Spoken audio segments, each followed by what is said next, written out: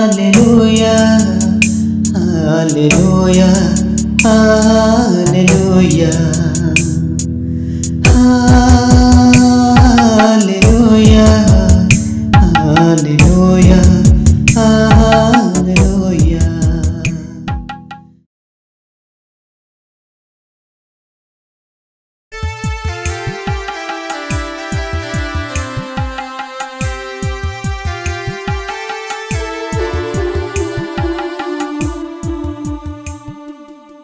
Praise the Lord.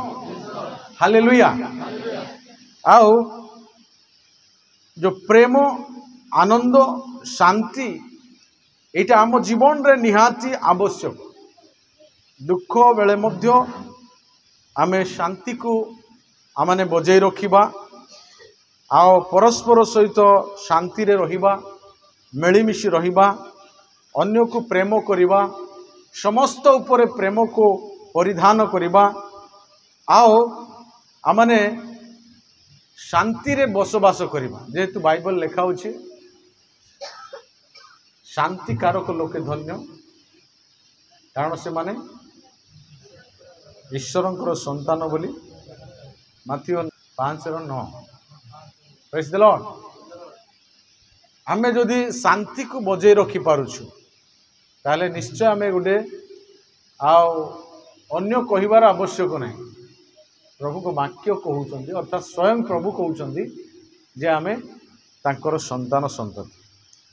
आजिर आउ एक विषय को आगु को आमे बढ़िबा मो सहित आपण माने निहाती ध्यानपूर्वक ताहा शुणिबे। परोपकारिता गुडनेस परोपकारिता माथ्यू 5:40 पद 5 हाँ हाँ हाँ जे कहीं तुमको कोसे जीवा पाई बाध्य करे ता संगरे केते कोस जीव 2 कोस जीव। हालेलुया। प्रभुकर वाक्य लिखा होछि जे एटा उपकारिता जने लोक जदि आमठार उपकार चाहूछि उचित दान पात्र को कौन करबो लिखाई छी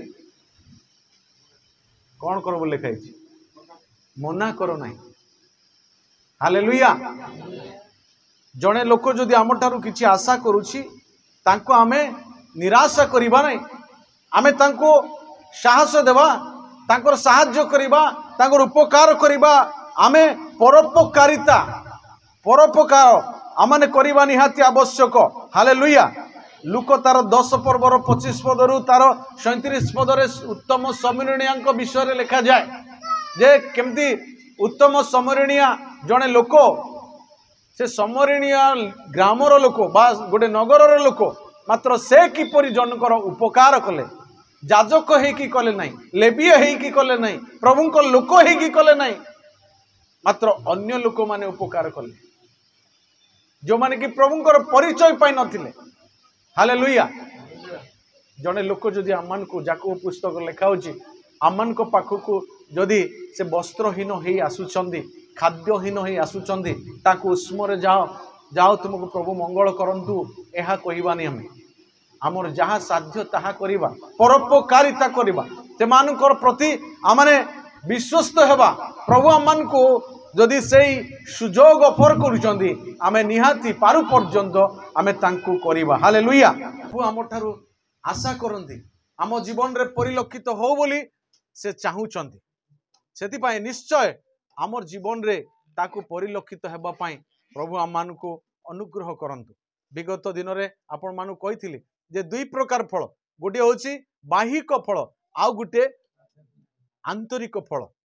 आज आंतरिक फल विषय में देखुछु बाहिक फल इस्राएल लोक मान को फलिबा पाई कहिले से माने वृद्धि हेले हेले कि से माने सेति ही रही गले से माने आउ अन्य मान को माने प्रभु को निकट को आनी पारले नहीं प्रभु को निमंते लाभ करि पारले नहीं। आत्मिक आंतरिक फल आज आम को फलिबा पाई हैं मुझे प्रथमे आपन को उदाहरण देली आम मानकर अंतर रे केतेटा फल हेबा दरकार अनेक फल जे अनेक फल फली न पारे प्रभु ताठारे महिमान्वित हेबे नहीं नहीं कि आनंद करिवे नहीं आम मान सबु प्रकार फल विषय रहिबा दरकार आम परिपूर्ण हेबा दरकार आत्मारे आम को संपूर्णता आम जीवन रहिबा दरकार हालेलुया तेबे प्रभुंकर गौरव हो प्रभुंकर महिमार विषय हो आग को आम आउरी देखिबा जे किपरि माने आत्मिक जीवन रो फल को आउरी जहाँ रही ताहा आसंता दिन मानकरे आमने ताको आमने प्रांजल भाव से शिक्षा लाभ करवा प्रभु आम को आशीर्वाद करंतु प्रभु आम जीवन रे आजि ठारू प्रकाशित हेबारे आम को तांको पवित्र आत्मा को सहायता रे साहाय्य करंतु अल्प वाक्य प्रभु आशीर्वाद करंतु आमेन।